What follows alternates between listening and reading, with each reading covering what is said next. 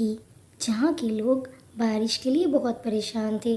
सभी चाहते थे कि गांव में खूब ज़्यादा बारिश हो जाए, पर फिर भी गांव वालों को धूप का सामना करना पड़ रहा था क्योंकि गर्मी बहुत ज़्यादा थी। क्या बताऊं विमला बेटा, गर्मी इतनी ज़्यादा है और बारिश भी नहीं हो रही है। सभी चाहते हैं कि गांव में बहुत तेज़ बारिश हो जाए। हाँ काकी, पर सबके चाहने से क्या होगा? जब भगवान चाहेगा तभी बारिश होगी इस यहाँ। अरे यार श्याम, बारिश हो नहीं रही है, काम बिल्कुल भी चल नहीं रहा है। क्या बताऊं मनोहर, मेरा तो खेती भी नहीं सही हो रही है। बारिश हो जाए तो सब ठीक हो जाए। जहाँ सभी लोग बारिश के लिए दुआ कर रहे थे, वहीं रहता था राम, जिसे बारिश बिल्कुल पसंद नहीं थी। राम नहीं चाहता था कि उसके गांव में बारिश हो, चाहे उसकी फसल खराब हो या अच्छी, पर राम को बारिश बिल्कुल भी नहीं पसंद थी। राम बहुत मेहनत से काम करता था। राम दिन रात मेहनत करता था, तभी वहाँ राम का दोस्त आया। अरे राम, इतनी मेहनत करते हो, बारिश की दुआ क्यों नहीं मांगते कि बारिश हो जाए? राम को ये सुनकर बहुत गुस्सा आता है और वो कहता है, पहली बात तो मुझे बारिश पसंद नहीं है। इस बारिश ने मुझसे मेरा सब छीन लिया। मैं बिना बारिश के भी फसल अच्छी कर सकता हूँ। पर राम उस बात को कब तक लेकर बैठेगा? उस बात को 6 साल हो गए हैं। अब तो उसे भूल जा और अपनी ज़िंदगी में आगे बढ़। हर बार बारिश तुझसे तेरा सब कुछ नहीं छीन सकती। नहीं, मुझे अब गांव की बारिश पर बिल्कुल भी भरोसा नहीं है। मैं नहीं चाहता यहाँ बारिश हो। ये सुनकर उसका दोस्त वहाँ से चला जाता है। वो समझ जाता है राम को समझाना बेकार ही है। मैं वो बारिश की रात कभी नहीं भूल सकता।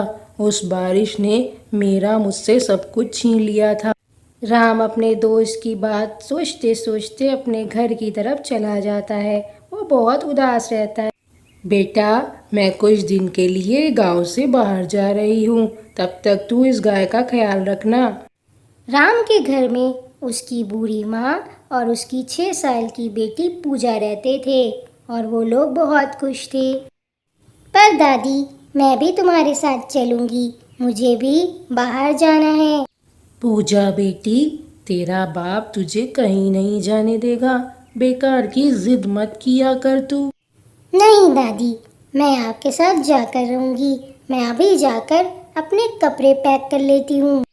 ये कहकर पूजा अपने घर के अंदर चली जाती है और तभी वहाँ राम भी आ जाता है। अरे माँ, तुमसे कितनी बार कहा है कि इतनी धूप में बाहर मत निकला करो। अरे बेटा, मैं तो गाय को चारा देने आई थी। मैं कुछ दिनों के लिए दूसरे गांव जा रही हूँ। तब तक तुम इसका ख्याल रखना। और तुम्हारी बेटी पूजा भी बाहर जाने की जिद कर रही है। नहीं माँ, मैं पूजा को कहीं नहीं भेज सकता। तुम तो जानती हो मुझे बहुत डर लगता है। तभी राम घर में आकर खाना खाने लगता है और पूजा उसके पास आकर खड़ी हो जाती है। क्या हुआ पूजा बेटी? मैं देख रहा हूँ, मैं जब से खाना खा रहा था तुम तब से यहीं खड़ी हो। पिताजी, मुझे भी दादी के साथ दूसरे गांव घूमने जाना है। सभी बच्चे छुट्टियों में जाते हैं। देखो पूजा बेटा, तुम कहीं नहीं जा सकती। सब बच्चे जो करते हैं वो तुम नहीं कर सकती हो। पर पिताजी, आप मुझे हमेशा कैद करके क्यों रखते हैं? मैं घूमना भी चाहती हूँ। ये कहकर पूजा वहाँ गुस्से में भाग जाती है और राम उदास हो जाता है। छोटी सी बच्ची का दिल क्यों दुखा रहा है राम? हर बार एक जैसा नहीं होता है बेटा। माँ, मेरे साथ जो हुआ उससे मुझे डर बैठ गया है और ये डर कभी नहीं निकलेगा।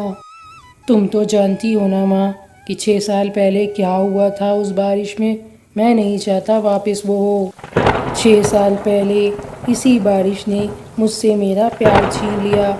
मेरी बेटी पैदा हुई और मेरी पत्नी मर गई डूबकर बारिश में। मैं अपनी बेटी से दूर नहीं जाना चाहता माँ। माँ, तुम बिल्कुल फिक्र मत करो, मैं तुम्हें डूबने नहीं दूंगा। तुम वहीं रहो, मैं अभी वहाँ आता हूँ। नहीं नहीं राम जी, आप इधर मत आइए। आप हमारी बेटी का ख्याल रखिएगा। अब मैं नहीं जी पाऊंगी। राम जी, इधर बहुत ज़्यादा पानी है और मैं कुछ देर में डूब जाऊंगी, और आप हमारी बेटी का ख्याल रखना। ये कहते हुए मेरी पत्नी मेरी आंखों के सामने डूब गई और मैं कुछ भी नहीं कर पाया। रमा, मुझे छोड़कर मत जाओ रमा, रुक जाओ रमा। मैं बस चिल्लाता रहा और बेहोश हो गया था मैं। उस एक बारिश ने मुझसे मेरा सब कुछ और पूजा से उसकी माँ छीन ली। तुम ही बताओ माँ, मैं गलत हूँ? क्या मैं गलत कर रहा हूँ अपनी बेटी को रोक कर? इसीलिए मैं उसे बारिश के मौसम में कहीं नहीं जाने देता। ठीक है बेटा, मैं समझ सकती हूँ। ठीक है, मैं चलती हूँ। तो पूजा का ख्याल रखना। ऐसे ही पूजा की दादी को गए हुए कुछ दिन बीत जाते हैं और एक दिन गांव में अरे लगता है विमला आज बारिश का मौसम है। देख कैसे बादल आए हैं, बिजली कड़क रही है। जहाँ सभी गांव वाले बारिश से खुश हो रहे थे, वहीं जब राम का ध्यान गया तो वो डर गया। अरे अरे, ये बादल कैसे? लगता है आज बदली हो गई है और बारिश होने वाली है। और मेरी बेटी पूजा घर में अकेली है, मुझे अभी उसके पास जाना चाहिए। राम ये सोचकर वहाँ से निकल गया था, पर फिर भी बारिश शुरू हो गई और बहुत तेज़ बारिश होने लगी। राम बहुत डर गया था। वो जल्दी जल्दी अपने घर में जा रहा था, पर जैसे ही राम घर पहुंचता है, वो देखता है कि उसकी बेटी पानी में डूब रही है। पिताजी, मैं डूब रही हूँ, मैं मर जाऊंगी, मुझे बचा लो पिताजी, मुझे बचा लो। हे भगवान, एक बार बारिश में तूने मेरी पत्नी छीन ली, अब क्या बेटी भी छीनेगा? मैं अपनी बेटी को कुछ नहीं होने दूंगा, मैं उसे बचाऊंगा। बेटा घबराओ मत, मैं आ रहा हूँ। इस बार राम कुछ नहीं सोचता है और अपनी बेटी के पास जाता है और उसे अपनी पीठ पर बिठालकर पानी में तैरने लगता है और वो लोग एक जगह पहुंचते हैं। बेटा, अब यहाँ हम सुरक्षित हैं। बारिश तो होगी पर यहाँ पानी नहीं भरता। हाँ पिताजी, मैं तो डर गई थी।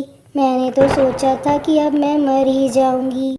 ऐसे ही सुबह हो जाती है। सभी गांव वाले खुश होते हैं कि उनकी फसल खिल गई है। सारे किसान अपनी फसल को देखकर बहुत ज़्यादा खुश थे। राम की भी फसल बहुत अच्छी हो गई थी। अब राम के दिल से वो बारिश का डर तो नहीं निकला, पर फिर भी उसे भगवान पर भरोसा हो गया था कि भगवान हर बार बुरा नहीं करते। और फिर राम और उसका परिवार खुशी खुशी रहने लगा।